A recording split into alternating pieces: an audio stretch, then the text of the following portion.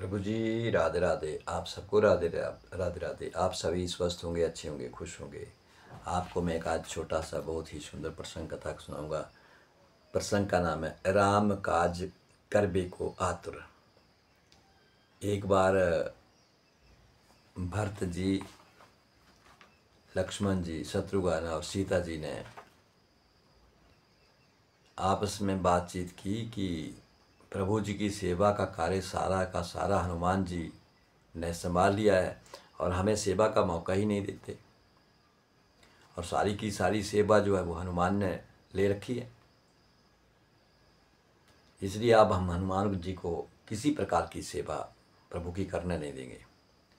और उन्होंने वो सेवा जो है, वह प्रभु की सेवा का कार्य जो है वो आपस में सभी ने बांट लिया कि आप क्या करोगे, लक्ष्मण जी क्या करेंगे, भरत जी क्या करेंगे, शत्रुघ्न जी क्या करेंगे, माता सीता जी कौन सी सेवा करेंगी। ये सारी की सारी जितने भी सेवाएं थीं वो प्रभु की वो सब ने बांट ली, चारों ने बांट ली। हनुमान जी के लिए कोई सेवा उन्होंने अपनी तरफ से नहीं छोड़ी। और थोड़ी देर के बाद हनुमान जी का वहाँ पे आगमन हुआ। वो भगवान श्री राम जी के कक्ष में प्रवेश करने लगे तो उन्हें रोक लिया गया कि कहाँ जा रहे हो। हनुमान जी ने कहा कि मैं प्रभु जी की सेवा कर रहे हैं, मैं जा रहा हूँ। तो उन चारों ने कहा कि आज सेवा शेष नहीं रही है, हमने आपस में सारी की सारी सेवा बांट ली, आपके लिए कोई सेवा शेष नहीं है। अब हनुमान जी राम की सेवा किए बिना तो रह ही नहीं सकते। हनुमान जी ने विचार किया और कहा कि प्रभु की जमाई आने पर चुटकी बजाने की सेवा तो किसी ने ली ही नहीं। तो जब प्रभु श्री राम जी को जमाई आएगी तो चुटकी कौन बजाएगा, ये कार्य मैं करूँगा कि जब प्रभु श्री राम जी को जमाई आए तो मैं चुटकी बजाऊँगा। अब इस बात का उन किसी को दिमाग में ख्याल ही नहीं आया कि ये भी एक सेवा है। अब हनुमान जी श्री राम जी के सामने आसन लगा के बैठ गए और राम जी के मुख को देखने लगे कि कब से प्रभु जी को अजमाई आए और मैं चुटकी बजाऊं। अब मुख देखी जाए, इतना बड़ा सौभाग्य, हनुमान जी तो भगत हैं, भगवान राम जी का मुख देखने का उन्हें अवसर मिला है। दर्शन कर रहे हैं, सामने बैठे हैं, एक टक लगाए हुए हैं प्रभु श्री राम जी के मुख के ऊपर। ये सब देख करके लक्ष्मण, भरत, शत्रुघ्न, सीता जी को ये मन के भी भाव ही नहीं आया कि ये भी सेवा है। और ये तो सेवा उन्होंने ले लिया, हर वक्त ये 24 घंटे प्रभु श्री राम जी के सामने बैठेंगे, उनके दर्शन करेंगे, ये कैसी सेवा। अब सुबह से लेके शाम तक हनुमान जी हैं वो राम के सामने बैठे हैं और वो देख रहे हैं कि कब प्रभु को जमाई आए तो मैं चुटकी बजाऊं।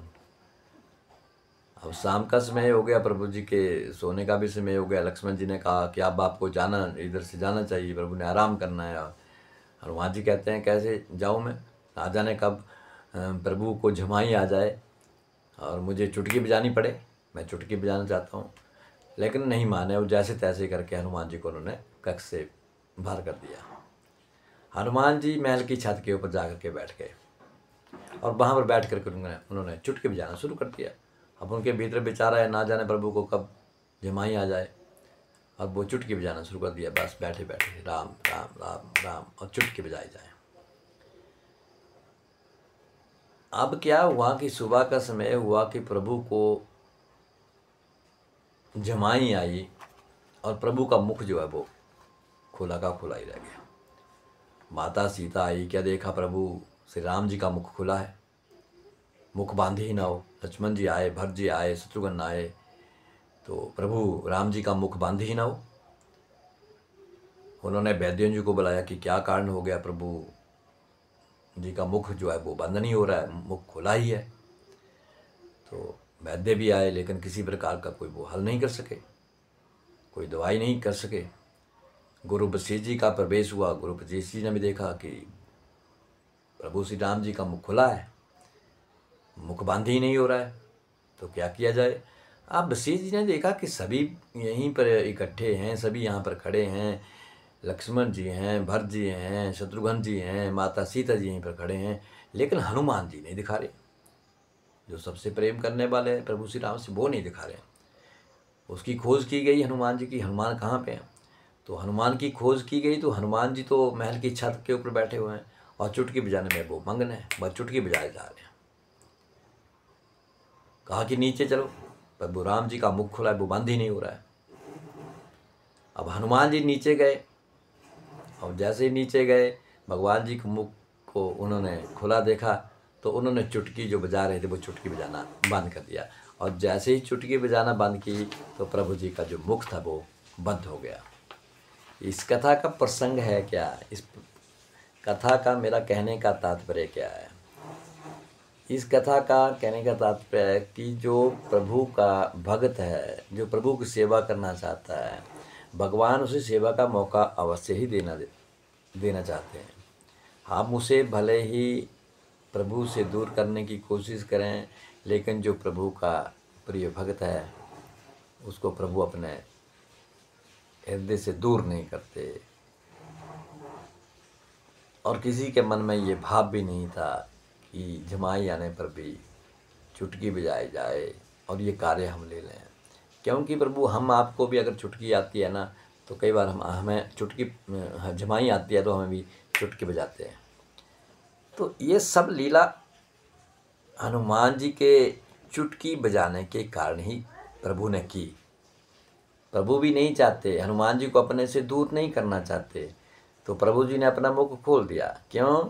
ये सब हनुमान जी की चुटकी बजाने के कारण ही ये घटा।